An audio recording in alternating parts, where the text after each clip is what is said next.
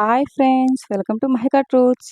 2024 సంవత్సరం ఉగాది తర్వాత బ్రహ్మం గారి కాలజ్ఞానం ప్రకారం జరగబోయే అద్భుతాలు, వింతలు, విశేషాలు ఏమిటో ఈ వీడియోలో తెలుసుకుందాం. బ్రహ్మం గారు తన కాలజ్ఞానంలో కొన్ని వేల విషయాలను చెప్పారు. ఇప్పటికే వాటిల్లో చాలా వరకు నిజమయ్యాయి. అందుకే బ్రహ్మం గారి కాలజ్ఞానం ప్రపంచవ్యాప్తంగా పాపులర్ అయింది. దొంగ స్వాములు పుట్టుకురావడం, 6 ఏళ్ల పాప గర్భవతి అవ్వడం, ఆడవాళ్ళని మానం అమ్ముకోవడం, గాంధీ లాంటి మహాత్ముడు స్వాతంత్రం తీసుకురావడం, ఇలా కాలజ్ఞానంలో బ్రహ్మంగారు చెప్పిన చాలా విషయాలు జరిగాయి. 2024 ఉగాదికి క్రోధినామ సంవత్సరంలోకి అడుగుపెట్టబోతున్నాము. ఈ సంవత్సరం పేరుకు తగ్గట్టే ప్రజల మీద తన క్రోధాన్ని చూపించబోతుందంట.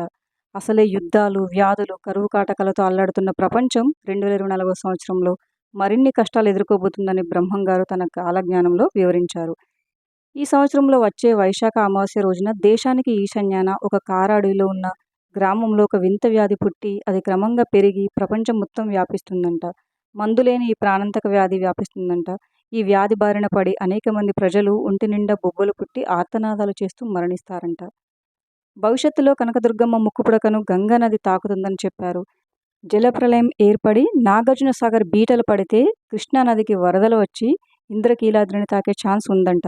అలాగే కృష్ణానది మధ్యలో బంగారు రథం పుడుతుందని, అది చూసిన వారికి దాని యొక్క కాంతి వల్ల కళ్ళు కనిపించకుండా పోతాయని కాలజ్ఞానంలో ఉంది. ఆకాశంలో వింత నక్షత్రం ఒకటి పుట్టి అది రంగురంగుల కాంతులను విరజిమ్ముతుందంట. ఆ తర్వాత దేశంలో అనేక వింత సంఘటనలు జరుగుతాయి. ఈ సంవత్సరంలో చాలామంది మనుషులు 20 ఏళ్ల కంటే ఎక్కువ కాలం జీవించి ఉండరని కాలజ్ఞానంలో ఉంది. ఇది నిజమే అని చాలామంది నమ్ముతున్నారు. ఎందుకంటే ఈ మధ్యకాలంలో మనం చూస్తూనే ఉన్నాం, చాలామంది చిన్న వయసులోనే గుండెపోటుతో మరణిస్తున్నారనే విషయం మనందరికీ తెలిసిందే. ఈ సంవత్సరంలో అక్రమ సంబంధాలు విపరీతంగా పెరిగిపోతాయని, ఇవి హత్యలకు దారితీస్తాయని కాలజ్ఞానంలో ఉంది. ఇంకా కొద్ది రోజుల్లోనే తిరుపతికి వెళ్ళే అన్ని దారులు మూసుకుపోతాయని బ్రహ్మంగారు కాలజ్ఞానంలో చెప్పారు. అలాగే తిరుపతిలో ఉన్న వెంకటేశ్వర స్వామి సంపదను 6 దొంగలు దోచుకుపోతారంట. శ్రీశైలంలో ఉన్న మల్లికార్జున స్వామి తన భక్తులతో మాట్లాడతాడంట. అలాగే కంచి కామాక్షి కనులెర్ర చేస్తుంది. ఆ దాటికి దక్షిణాన జనులు మరణిస్తారంట. అలాగే యాగంటి బసవన్న లేచి రంకెలేస్తాడంట. గోదావరి నదుల మధ్యన ఆవులు గుంపులు గుంపులుగా కూడి ప్రాణాలు విడవడం జరుగుతుందని బ్రహ్మంగారు ఊహించి చెప్పారు. శ్రీకాళహస్తి గుడిలో దోపిడీ జరుగుతుందంట. మల్లికార్జునుడు శ్రీశైలాన్ని వదిలి వింధ్య పర్వతాలకు వెళ్ళిపోతాడు.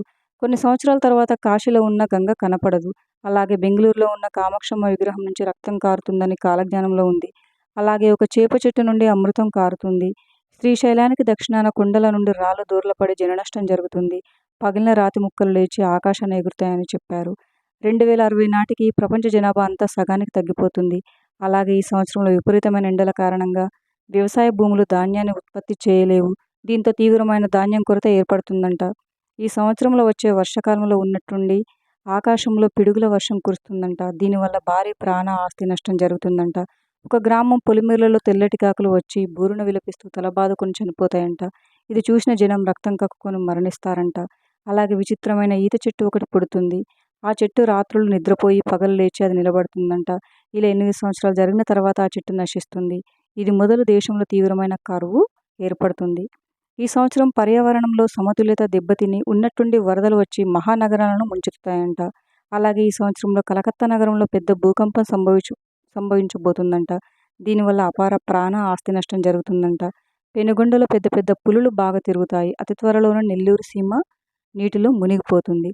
బ్రహ్మంగారి కాలజ్ఞానంలో ఇప్పటివరకు జరిగిన కొన్ని నిజాలు ఏంటంటే, కాశీలోని దేవాలయం 40 రోజులు పాడుపడుతుందని బ్రహ్మంగారు కాలజ్ఞానంలో వివరించారు. ఆయన చెప్పిన విధంగానే 1910లో గంగా నదికి తీవ్రంగా వరదలు వచ్చాయి. ఆ సమయంలో అక్కడ కలరా వ్యాపించింది. దీనివల్ల ఆ సమయంలో కాశీ పుణ్యక్షేత్రం సందర్శించేందుకు భక్తులు ఎవ్వరూ వెళ్ళలేదు. ఇక నీళ్లతో విద్యుత్ దీపాలు వెలిగిస్తారని చెప్పారు. అంటే ప్రస్తుతం మనం కరెంటు బల్బులను వాడుతున్నాం. అలాగే ఎద్దులు లేకుండా బండ్లు నడిపిస్తారని చెప్పారు. అంటే మనం ఎన్నో వెహికల్స్ని నడుపుతున్నాం. ఇక వీధి బొమ్మలు రంగులు పూసుకొని రాజ్యమేలుతారు అని చెప్పారు. అంటే సినిమా యాక్టర్స్ ఎంతోమంది రాజకీయాల్లోకి వచ్చారు, రాణిస్తున్నారు. ఇకపోతే గట్టివాడైన పొట్టివాడు ఒకడు దేశాన్ని పాలిస్తారని చెప్పారు. దేవతా విగ్రహాలు దొంగలించబడతాయి, కానీ చావు పుట్టుకలు మాత్రం కనిపెట్టలేరు అని చెప్పారు. ఇకపోతే ప్రపంచంలో ఏ వింత జరిగినా కూడా ఇది బ్రహ్మంగారు తన కాలజ్ఞానంలో ఆనాడే చెప్పారు అంటూ ఇప్పటికీ ప్రజలు గుర్తు తెచ్చుకుంటూ ఉంటారు. కాలజ్ఞానంలో చెప్పినవన్నీ పొల్లుపోకుండా ఇప్పటివరకు జరుగుతున్నాయి. బ్రహ్మంగారు కాలజ్ఞాన పత్రాలను ఒక చింత చెట్టు దగ్గర పాతిపెట్టారు. ఆ గ్రామంలో ఏవైనా వ్యాధులు, ప్రమాదాలు జరిగే ముందు సూచనగా చింత చెట్టుకు ఉన్న పూత మొత్తం ఒక రాత్రికే రాలిపోయి జరగబోయే అశుభకాన్ని సూచిస్తుందంటారు. Thank you for watching friends. ఈ వీడియో కనుక మీకు నచ్చినట్లయితే వీడియోని లైక్ చేసి మరిన్ని వీడియోస్ కోసం మా ఛానల్ని సబ్స్క్రైబ్ చేసుకోండి.